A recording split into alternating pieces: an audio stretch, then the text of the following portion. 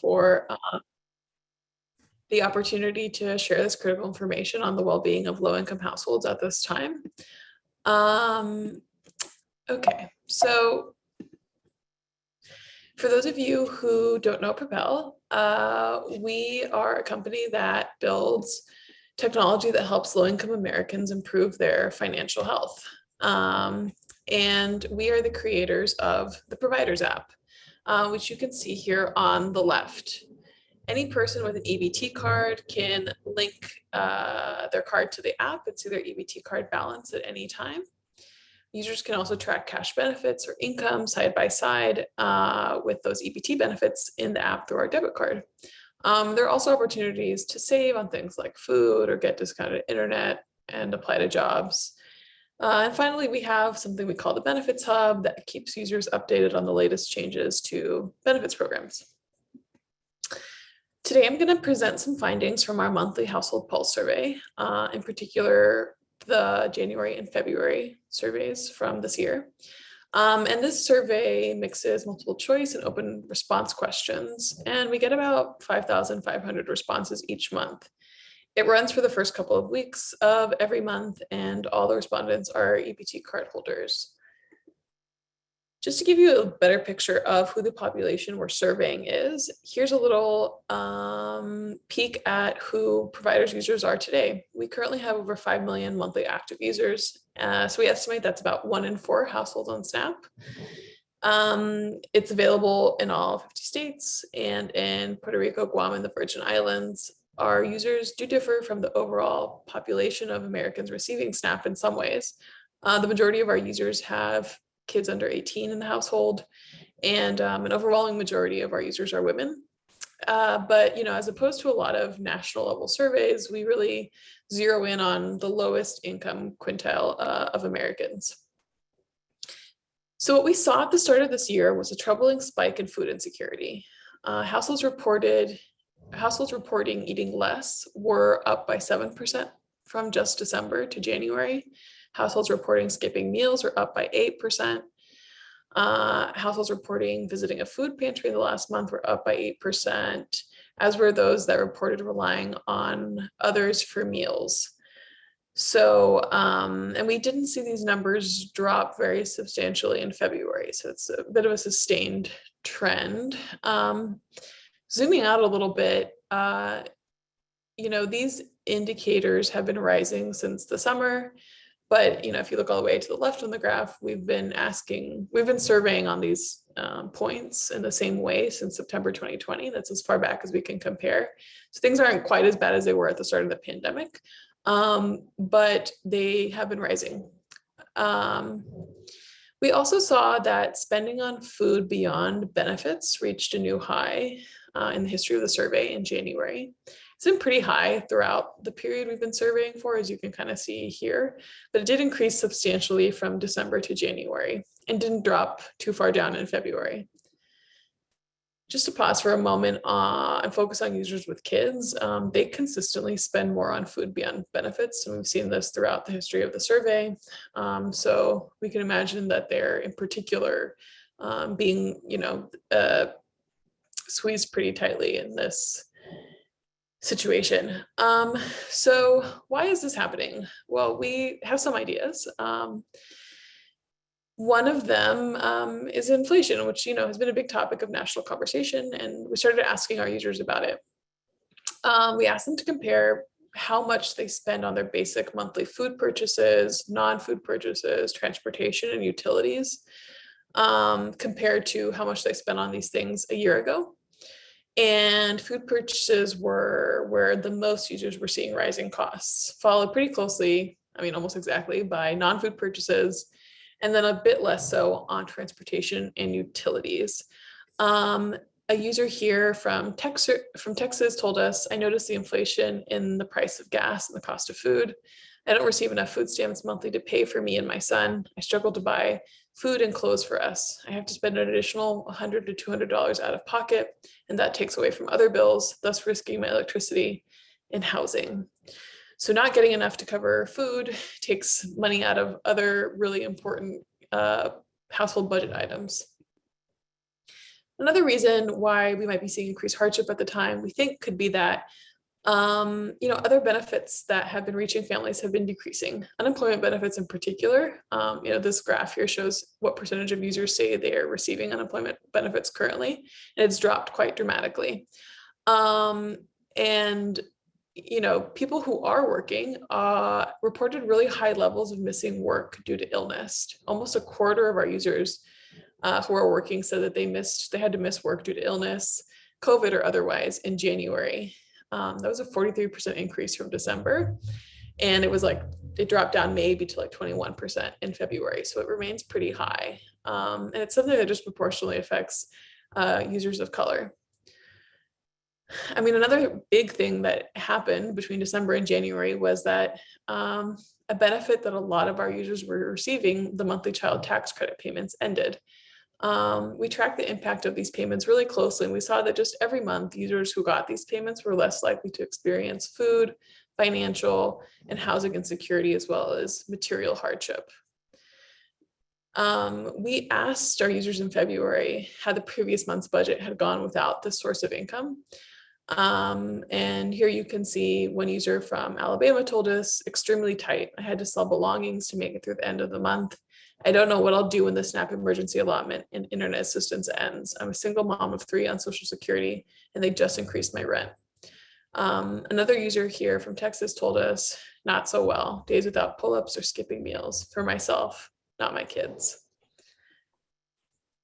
Turning to benefits that particularly target nutrition, pandemic EBT was hitting most users with children in the summer, and far few people are getting payments right now. States are working on getting benefits out for the 2021-2022 school year, of course, but it's been a while since most of our users have gotten this really important source of food assistance.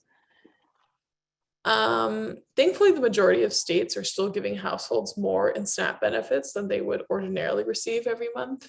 And not surprisingly, in states that have stopped this assistance, food insecurity was much higher.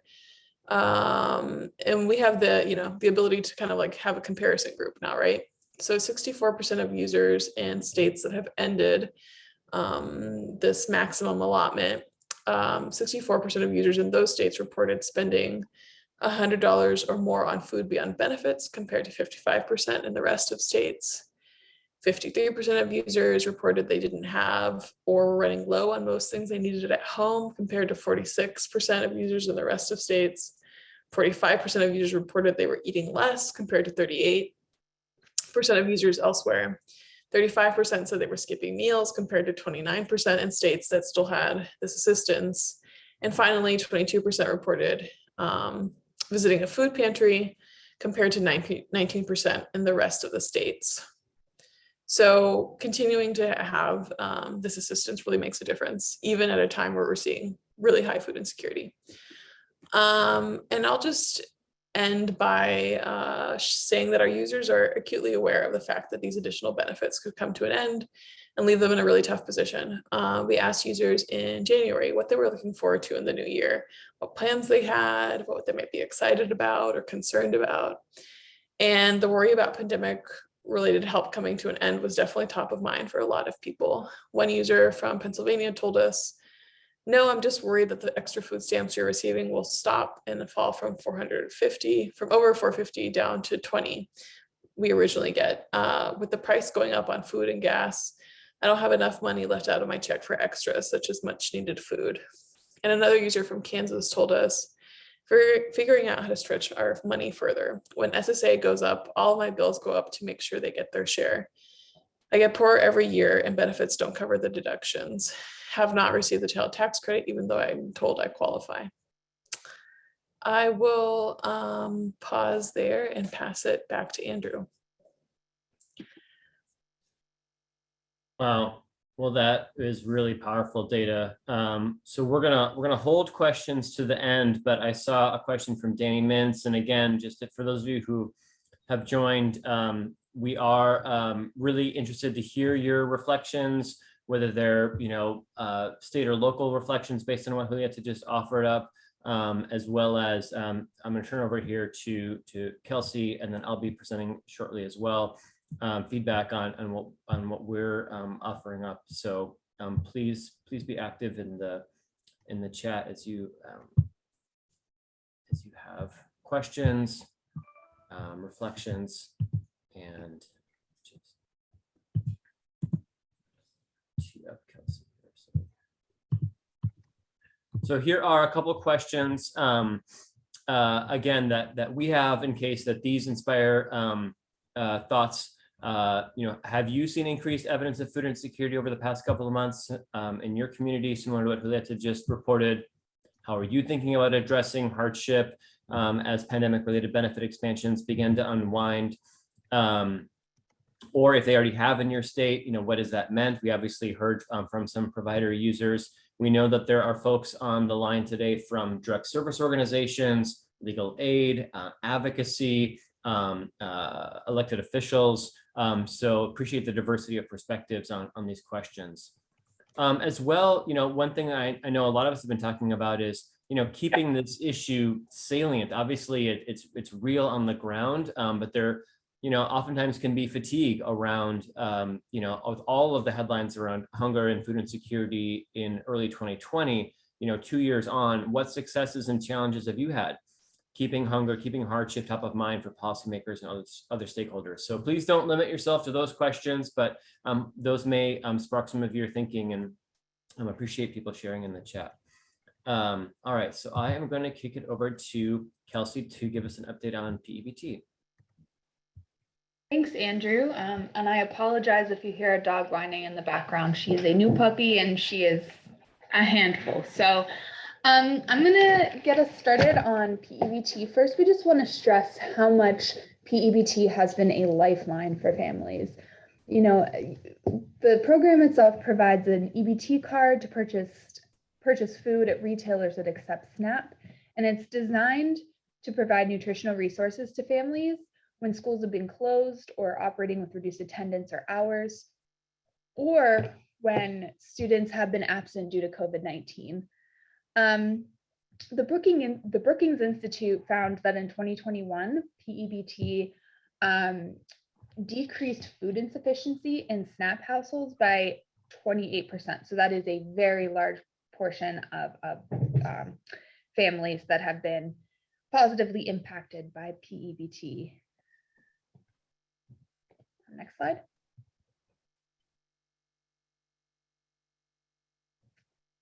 So for PEBT for 2021-2022, this school year, the daily benefit is $7.10 for the contiguous United States.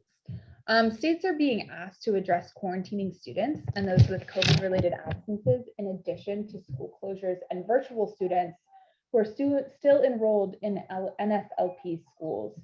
USDA has also asked states who are utilizing simplifying assumptions, which basically means any state who is not taking individual level student data, to institute a reconsideration process to capture students who have been missed. As you can imagine, this creates a large administrative burden. Additionally, USDA has asked students to decouple childcare and school-age PEBT plans and await further guidance. And this is very concerning as it's now March. And so far, no childcare plans have been able to move forward, and the school year is closing in just a few months. So we're really worried about that and keeping our eye out for that guidance. PEBT for the 21-22 school year is critical, particularly as Congress did not extend the child nutrition waivers in the omnibus bill.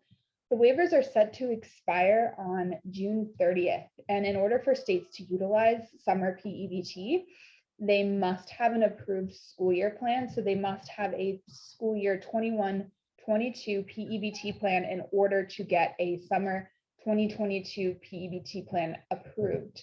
And that's, that program can help mitigate some of the impacts of losing the waivers, especially the non-congregate and the area eligibility waivers. Next slide. So currently we have 20 states as well as Puerto Rico approved for school-age students for the 21-22 school year so far. So as you can tell, we have a ways to go to get all of the states approved. Next slide. So as far as challenges for non-approved states, there are many of them, especially when it comes to creating and implementing a school year 2021-2022 PEBT plan. The first is obtaining student level data. So many states are struggling to get to the granular level of detail FNS is requiring, as they are not accepting sweeping simplified assumptions, which they've allowed in the last few years. So the last 2 years, they've allowed for some of these very generalized simplifying assumptions, and they're not approving those this year. The second is staff capacity. Over the last 2 years, states have increasingly been unable to commit enough staff hours to create plans or implement plans. Especially when it comes to the reconsideration process that we brought up. This is going to be a big burden on states when it comes to staffing capacity. In addition, there's the capacity of school districts. They require a lot on the side of school districts when it comes to PEBT, especially this year. And these districts are struggling as well. They've had to take on a lot of additional work when it came to PEBT in the last 2 years. And with this reconsideration process, as well as getting the student level data, that just adds to the burden that schools themselves are facing. And the last is political will. A lot of states in the state, it seems as though COVID is a taboo word. COVID is over and we don't need to be worrying about it. And therefore, many states are unwilling to take more government funding, especially when they have that stance that COVID-19 is over. So yeah, whenever, as I mentioned, it's important to get states approved for the school year, so that they can implement summer PEBT, and summer PEBT success can help us push for a permanent summer EBT program. And I did get a question that I'm just gonna, I want to explain the reconsideration process really quickly. So sorry about that. I should have explained that before. The reconsideration process is for students that were missed in a direct issuance. So if a student does not get directly issued benefits, so say the state is allowing for all students who've missed 5 consecutive days to be to receive benefits automatically. So if that's the standard, the reconsideration process would be if the student has had a COVID-related reason for less than 5 days, and they need to submit a form for a reconsideration process in order to get benefits for the days they missed. Sorry about glossing over that a little bit. That's a little more detail on that. So back to summer PEBT, on to summer EBT. Although another budget reconciliation that may not be called Build Back Better is possible, and in it we hope to get provisions that were included in Build Back Better, or also in the Stop Child Hunger Act of 2021, and that is a permanent summer EBT program. So both expand summer EBT nationwide and provide resources the way that summer PEBT did. The Build Back Better plan has a little bit more of detail in it, where the benefit is $65 a month per eligible child, but in both, the program would be expanded nationwide. Next slide. So I'll drop these questions in the chat, but we would love to hear later about what challenges you're hearing from your state on either plan submission or plan implementation. Additionally, what challenges users are having when it comes to PEBT, i.e. understanding benefits, expungement of PEBT, anything that they're running across. Additionally, what would be useful for users to know from their state about PEBT this school year? I know a lot of that is going to be, when are my benefits coming?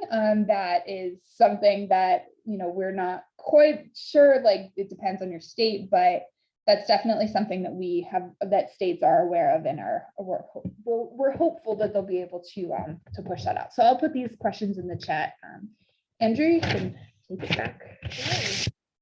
Great, thank you for that. And yeah, looking forward to more discussion. So just to say, I think as as severe as the levels of hardship that Julieta described, if we go into a summer where we're obviously all still pushing for the waivers, no one's given up, but it was really disappointing to not see that in the omnibus, and potential challenges with PEBT and summer EBT. I know a lot of you community providers know firsthand that child hunger, households with children, it spikes during the summer anyway when school meals aren't available.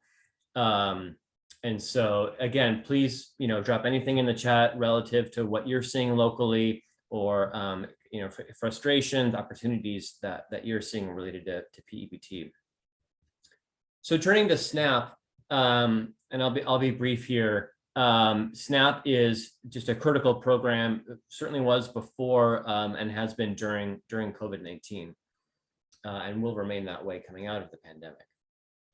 So for those of you who aren't familiar, the Supplemental Nutrition Assistance Program, or SNAP, provides a food assistance benefit on an electronic benefit card to millions of Americans. It was approximately 35 million before the pandemic, which shot up to, as of November, I believe the most recent data, 41 million Americans are relying on SNAP to put food on the table.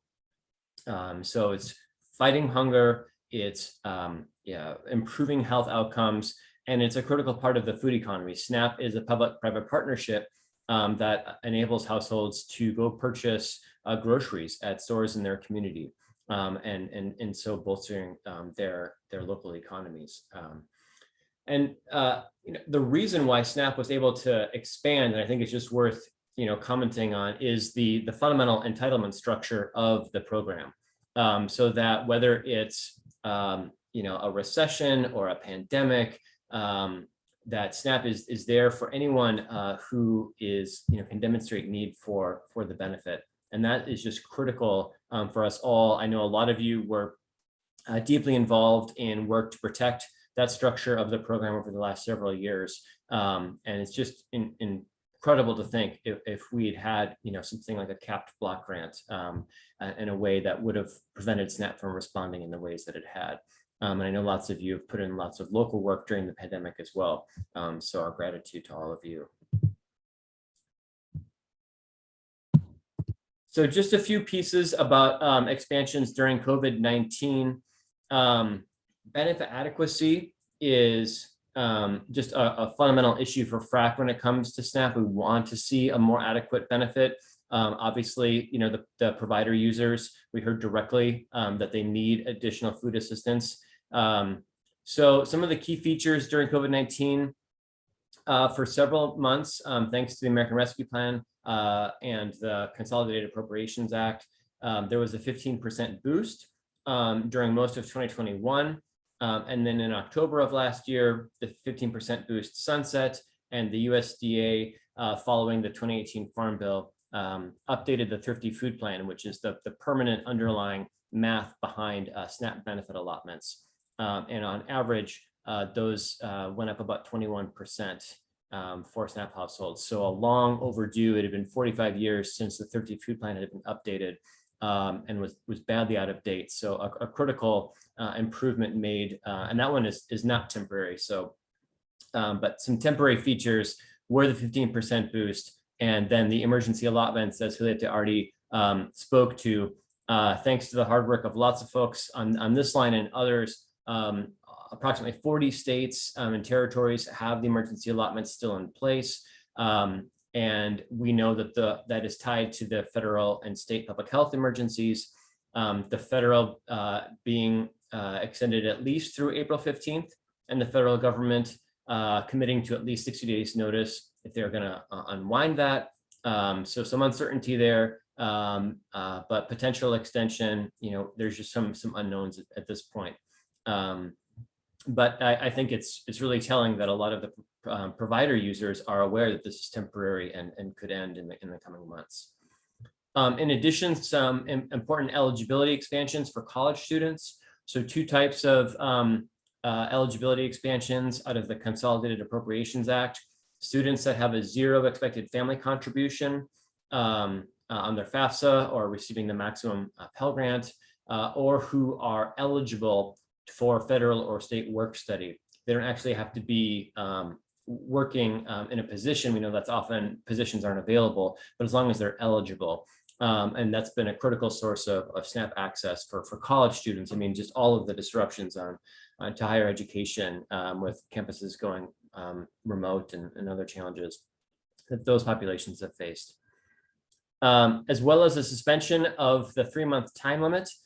So many of you know that depending on economic conditions, so-called able-bodied adults without dependents, adults who are struggling to find work, who find significant racial and other barriers to work, gender discrimination, can have their food assistance time limited after 3 months.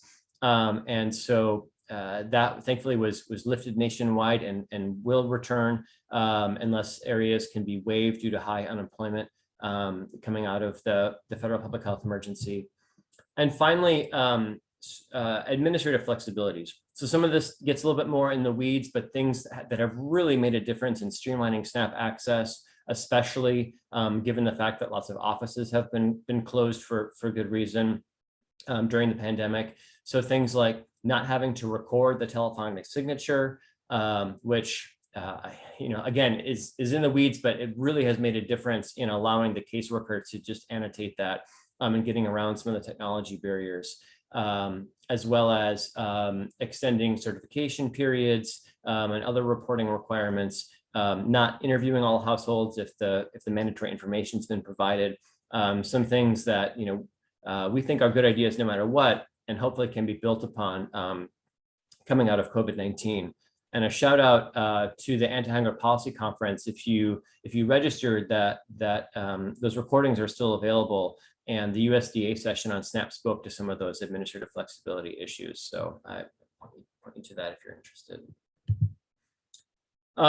And just like Kelsey mentioned, HR 1753 by Congressman Mike Levin from California on PEBT and summer EBT.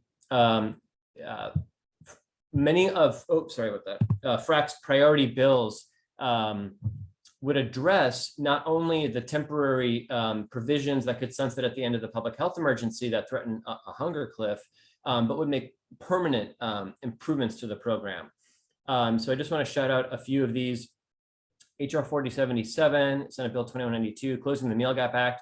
You can see several provisions on the right-hand side there, including basing the SNAP benefits on the more adequate low-cost food plan. So that would go above the thrifty update that I mentioned previously. On average, USDA estimates that at the end of the public health emergency, for states that still have the emergency allotments, that households are going to lose $82, with some more than that. And so this would not only prevent that, but further increase the adequacy of SNAP benefits. HR 1919 and Senate Bill 2515, the EATS Act, which would expand access by leveling the playing field for college students and the work for food rules for college students. One that's near and dear to my heart, HR 1753, the Improving Access to Nutrition Act by Congresswoman Barbara Lee, that would rescind the 3-month time limit that I mentioned and get rid of that policy. And finally, not a SNAP specific bill, but one that would make improvements to SNAP in several public benefits going back to the welfare law from 1996, the Lift the Bar Act, that would get rid of the 5-year waiting period and other restrictions on immigrants. So I think the good news is that we know what the solutions are. There's no mystery to how we can strengthen SNAP and improve the program. And we appreciate all of you getting your, if you're able to get your members of Congress on these bills. And we're really grateful for our champions that are leading on these issues. So some questions just to help seed the chat. What is top of mind for you, regarding SNAP in your state or local community? We certainly heard from some of the provider users what some of their concerns are. Are they the same? Are they others?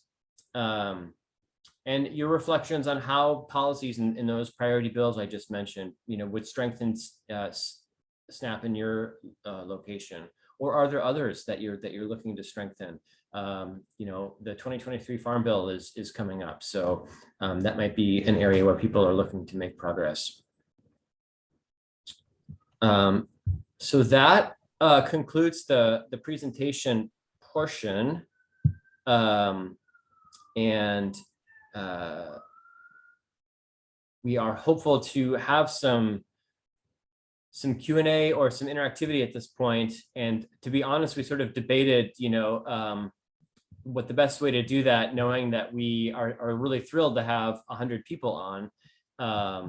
And so you know, I haven't seen a lot of activity in the chat, but let's at least take the first question. Julieta, we have a question from Danny Mintz about, this is phenomenal information as always. Are these data points available at the state level?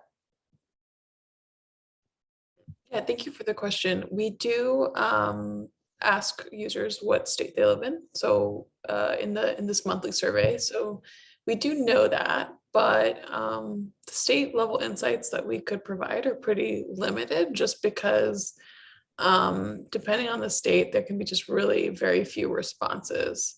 So we really view the strength of the survey in the aggregate, like giving a national picture.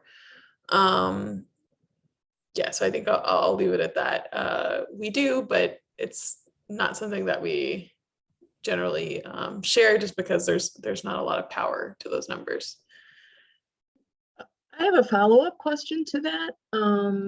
Thank you so much. It's wonderful information, and I'm thrilled that you all are doing it. And I'm just wondering, can you tell us by state? Like, I'd be interested, how many participants do you have from Illinois? I could look that up. I don't know it off the top of my head. Oh, come on. Let me come back to you. Thank you. Sure. In terms of some of the issues, or I don't know, are we going one by one? And one of the big issues that we have, of course, and Kelsey knows this, and Andrew, is PEBT. Our plan is stuck in DC, National USDA. And I know one of the pieces of feedback is that it's too vague. So I'm not sure. I think the state is really making a huge effort to try to get it. And as the days tick by, I'm so concerned about it, as well as summer PEBT. Part of the reason why I'm so concerned is folks are giving up on it. And so even though we've done outreach and education about it, people aren't calling our hunger hotline, because I think it's sort of like they don't believe they're going to get it.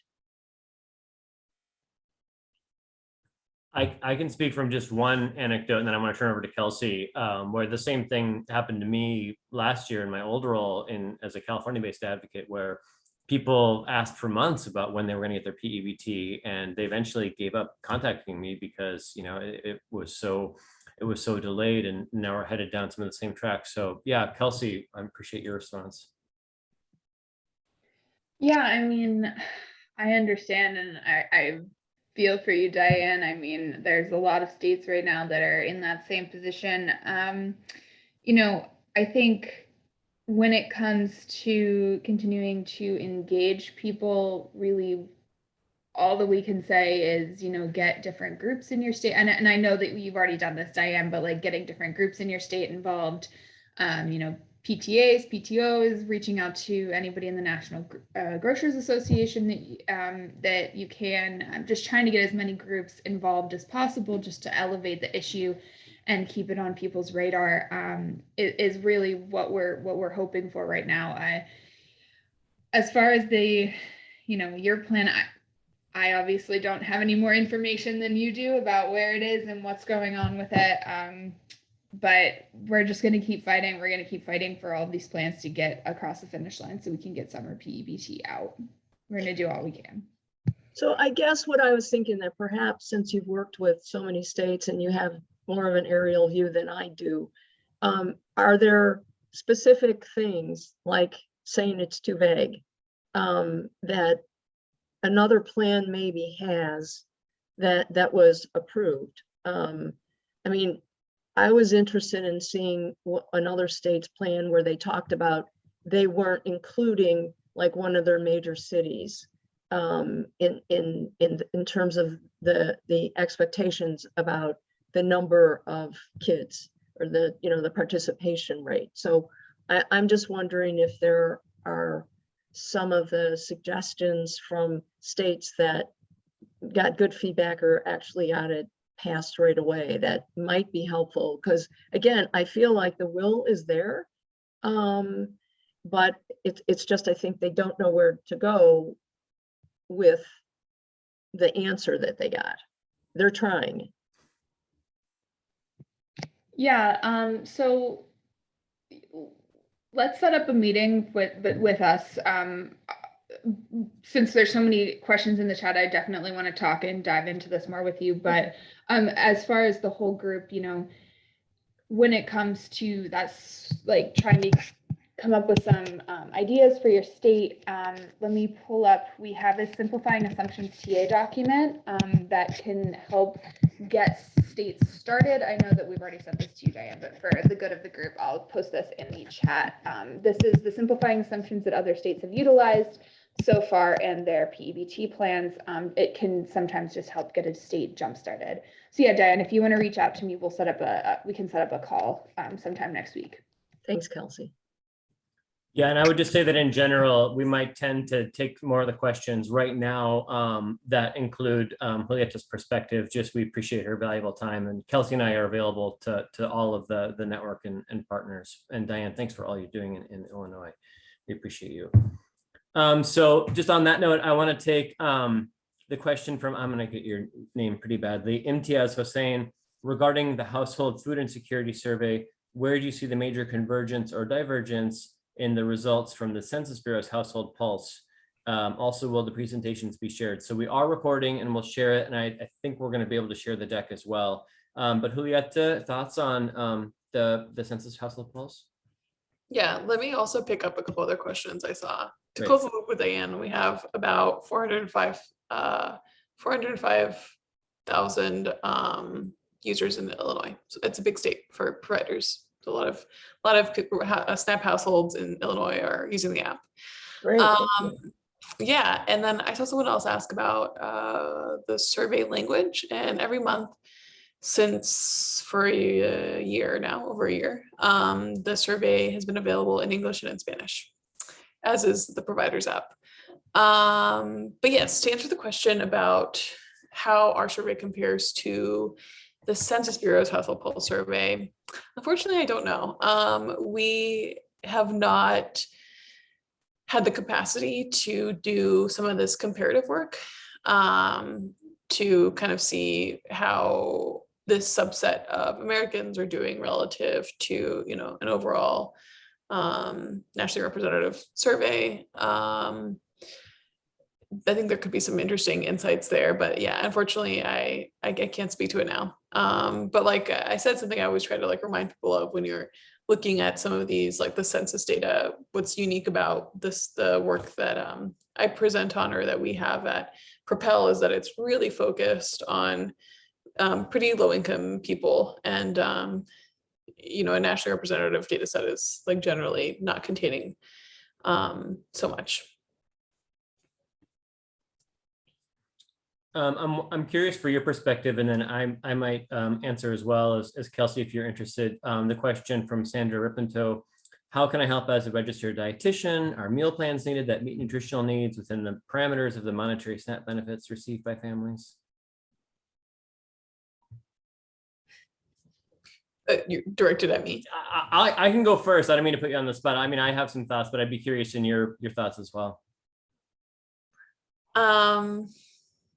I think there's definitely a need. Something we think about a lot at Propel and on the providers app is sort of, obviously there are big policy level changes that really are needed to make a difference in people's lives, but there are tweaks that we can make to the experience of getting benefits like SNAP and pandemic EBT that can make them go further.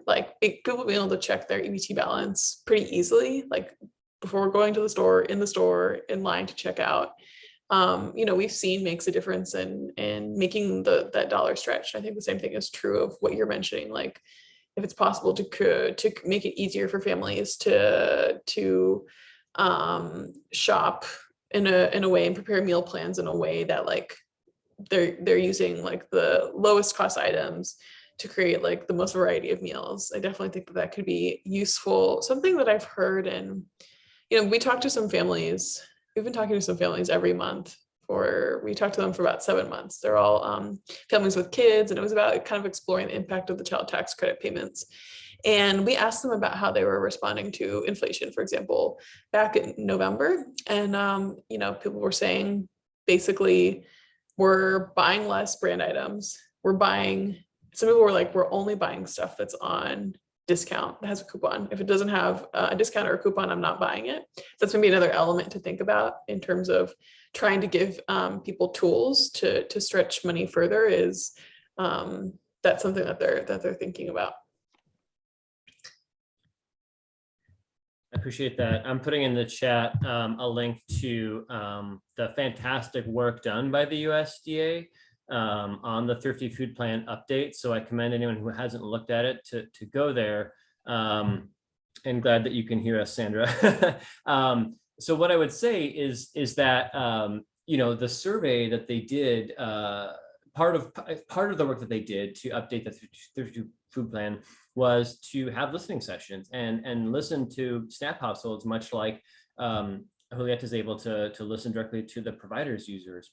And they found that the number one barrier to healthy eating was not probably a surprise to this community, but not having enough resources, right? And so that's, I think, why FRAC continues to push for a more adequate benefit, because the Thrifty Food Plan also had some outdated assumptions, even around like how much time people had to prepare, to go to the grocery store, and make those meals. And so not only was it helpful for them to update some of those assumptions, but in just having a more adequate benefit, then we're not asking, these Herculean tasks of low-income Americans to try and, take however many buses are needed and chase, and stretch the dollar so hard, and enable people to, buy the foods that are culturally appropriate and healthy to feed their families. I think having the dietitian community, we work a lot with the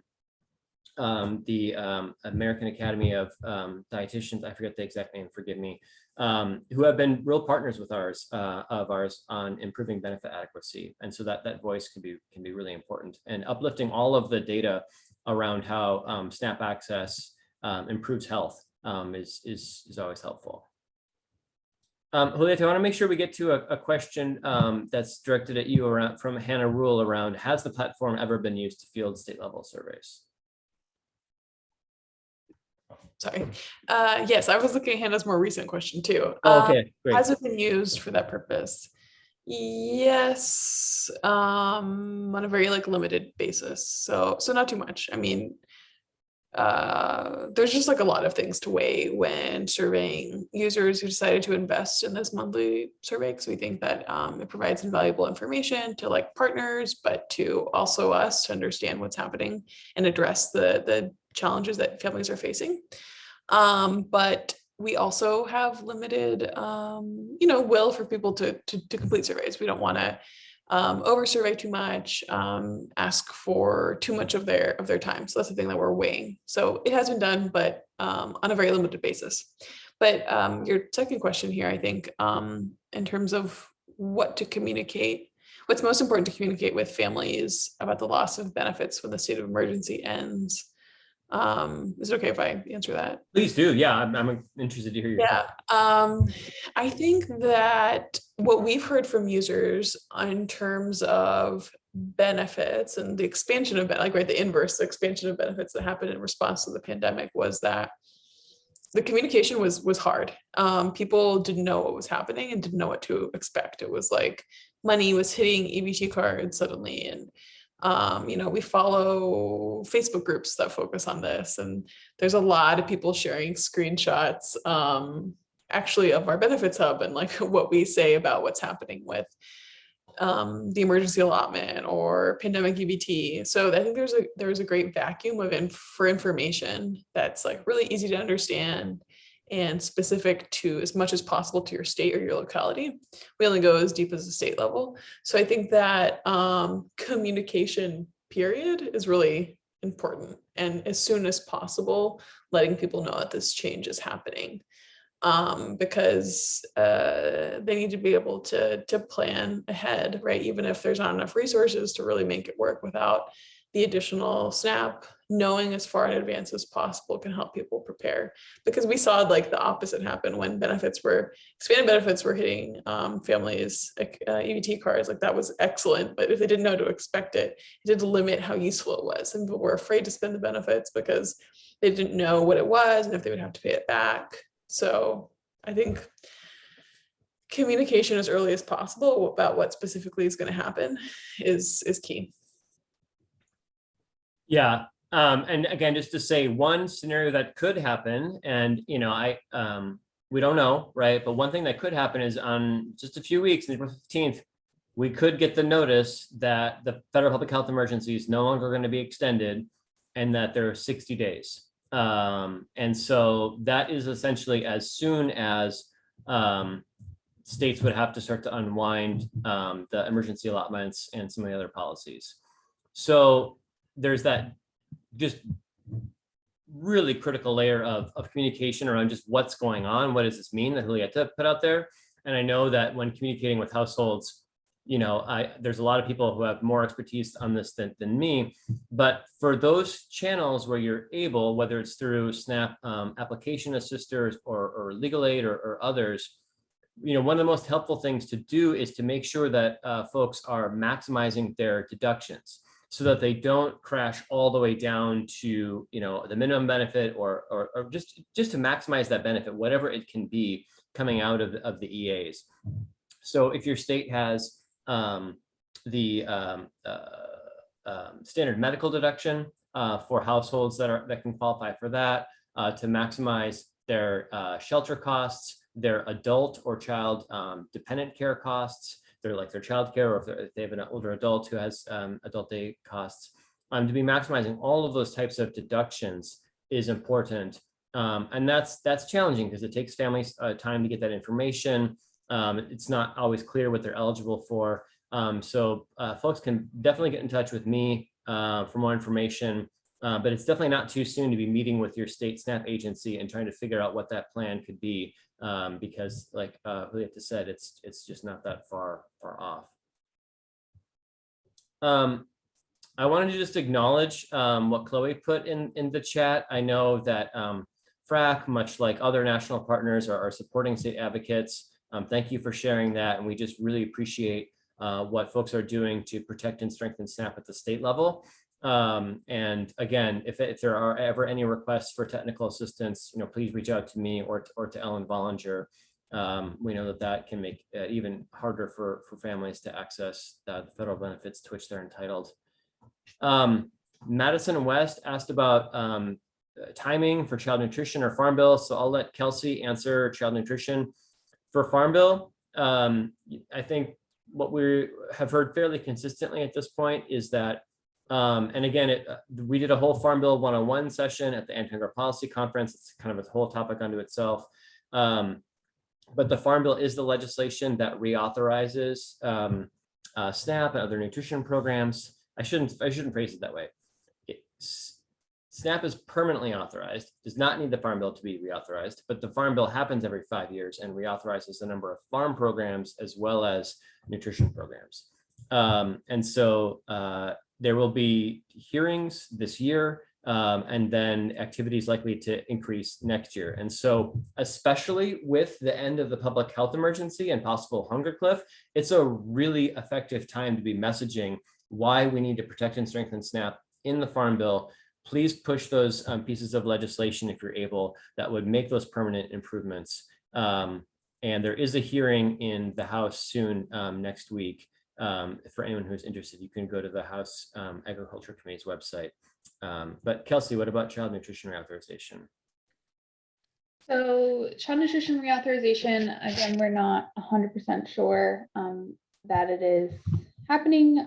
But I did elevate the Levin bill that Stop Child Nutrition or Stop Child Hunger Act. That bill is one that we would want to be taken up in CNR. We have a bunch of other priority bills that if CNR moves forward, that we are hoping would be taken up, and I can drop that link in the chat as well. I am similarly putting some links in the chat that respond to Shayna's question. Like a lot of things, it's never as simple as we want it to be. So it's not exactly a one pager, but and again, it's a little bit different in every state depending on what your state has done. But I think between that and given the time, I'm going to share my screen again as we start to close out. And if we can get to the end here. So I just dropped the same two FRAC chats into the chat. These are our blog posts on the public health emergency and the possible hunger cliff and what we can do about it. You can see my email, my Twitter handle, and then a link to information on priority SNAP legislation. You can go to FRAC's website and go to the Legislative Action Center. You can see all those bills. And Kelsey, you want to walk us through the resources for PEBT and summer EBT? Yeah, I just included a couple of them here. There's a lot more on the website. The first one is actually a document that we made in conjunction with Propel. So it's a document for each region, USDA region, that has quotes from families and is really just trying to call on Congress to enact a permanent summer EBT program, so that can be used as any sort of like outreach material, or whenever if you talk to your legislators, you can use some of those to push them on that. And then the next two are really just our outreach materials and our communications materials that we have collected. The communications resources shared drive is a bunch of materials that we pulled from the last few years from different states. You know, there's flyers, example FAQs, robocalls, things like that. Those are all on the shared drive. And the outreach materials, you are able to put in your own logo and put in your own state-specific information based on what's happening in your state and in your state plan. So that's available for anybody to grab off of our website and use it in their own capacity. Great. Well, with that, Julieta, any final words for us? Thank you so much for sharing all this information and your partnership with FRAC. Of course, thank you. Thank you for the policy expertise. I think it's a great marrying of like what we're seeing from people on the ground, like families directly, but also how to think about what policies are coming down the pipeline and what we might do together. Well, thank you. And with that, we are going to end today's webinar, but just a sincere thanks to everyone for joining. And please stay in touch. I mean, there's definitely some really important changes coming down the line. I know it's been a long couple of years through the pandemic, but let's stick together and we'll get through it for our families. So thank you all.